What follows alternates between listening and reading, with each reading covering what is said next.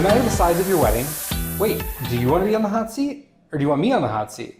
Are you nervous now that I might just like switch on I think you? you're just going to like take it from me. You never know. Oh, you never know. no. You better be prepared. Oh, I better pay attention. Mm-hmm. Yeah, all right. Well, no matter the size of your wedding, virtual or in person, on the day you get married, you will be exchanging vows with your fiancé. Whether you go with reciting traditional vows or writing your own, they're an important part of the ceremony that shouldn't be overlooked. Agreed. Man, when we were doing our vows, I was so nervous. I know. And I was just like, don't forget the words the pastor is saying. I know. I feel like they're saying like a lot of words. They are. It's really not that many though. It's not. It's like 4 words tops at a time. It's a lot though. I feel like it's a lot of pressure. You're already like nervous. Right. And all these people are looking at you. Right. And you don't want to forget your vows. Now you're going to give everybody stage fright. I know. Don't get stage fright. Honestly, I've had people who forget stuff and it's kind of funny. Yeah. It kind of breaks the ice a little bit. You know what I mean? Yeah, that's true. So I had a couple drop a ring one time. Oh, wow. Yeah. Now I'm superstitious and I always have to give like, it was the one like rehearsal I didn't give. I didn't say like, if somebody drops the ring, you do this. And then what happens? Everybody laughed. Oh. And then they picked up the ring and they continued on with their ceremony. That's the thing. I feel like, it doesn't always go exactly like the way you see it, but that's okay. Honestly, it was like the funniest thing. And like, I still think about it and I bet they still think about it. Yeah. So when does the vow exchange happen? During the ceremony. You want me to be more specific than that? A little bit, yeah. Usually after like opening remarks and readings, before the ring exchange. Okay. Yeah. Cool. What kind of vows can we recite? Oh man, there's so many options.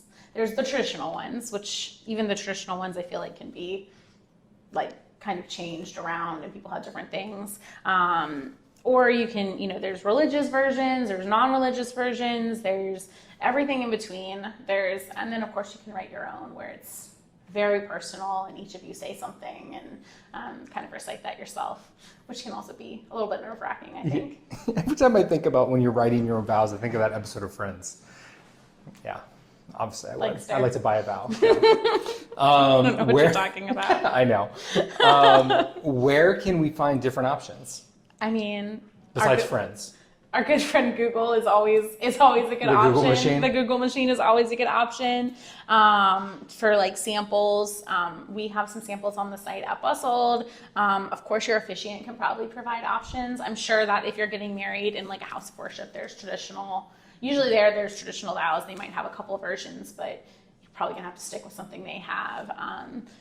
If you're doing it yourself, I'm sure there's still tons of options out there that you can find with a simple Google or Pinterest. Is that a question you should ask your officiant? Like, let's say you're getting married in a church, right? And is that something that you should be talking to your pastor about before you you decide if you're gonna get married there? If you care.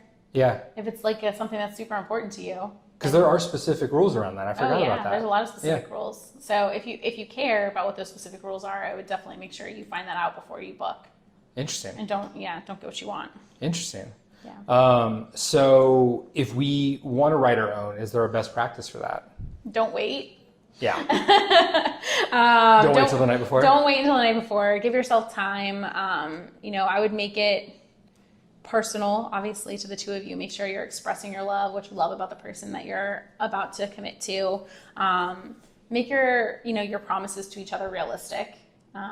You are promising this in front of all your friends and family, so you want it to be something that's true. And I mean, personally, we didn't write our own vows, but I would think kind of like an outline and then kind of some key points you want to include, draft something, and then give yourself time to edit it and think about it and make sure that it is exactly what you want to say. And don't make it too long. Yeah. And make sure you practice it, because if it's the first time you're ever saying it out loud with all those emotions and all these eyes on you, I think that would be nerve-wracking. Yeah. Okay. Can we do both? Of course. Some ceremonies do still do like traditional and then the personal vows, but something that I love that I've been seeing a lot of lately is our couples will do the traditional vows during the ceremony in front of everybody. Mm-hmm. But before the ceremony or even after the ceremony, they will privately exchange their personal vows. So if you're doing a first look, that's a great place to do it.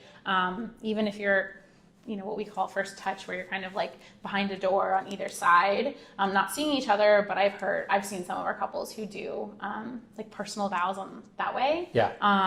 So I think that can be a really good way for someone who wants to do that personal vow, but doesn't want the pressure of doing it in front of, 50 of their closest friends, however many that might be. Okay. So do you have to exchange your personal vows in front of everybody? Yes, no, you just answered that. Yeah. Okay. How do we preserve the memory of our vows?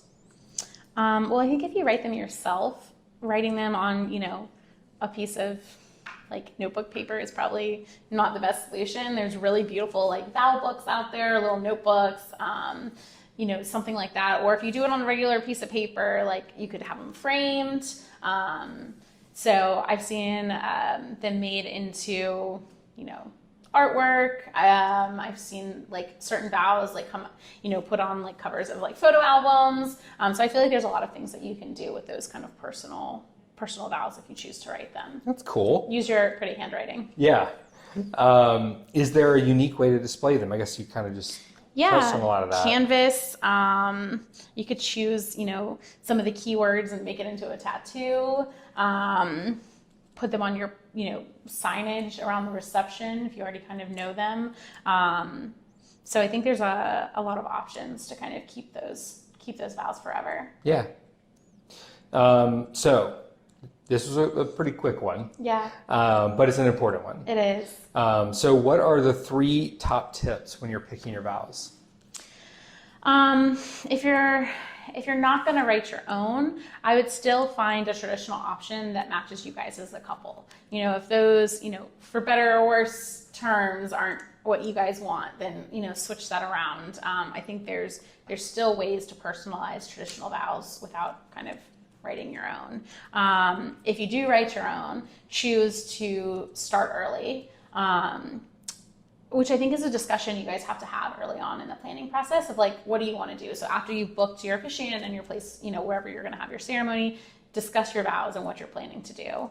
And then find a way to keep your vows alive long after the ceremony happens.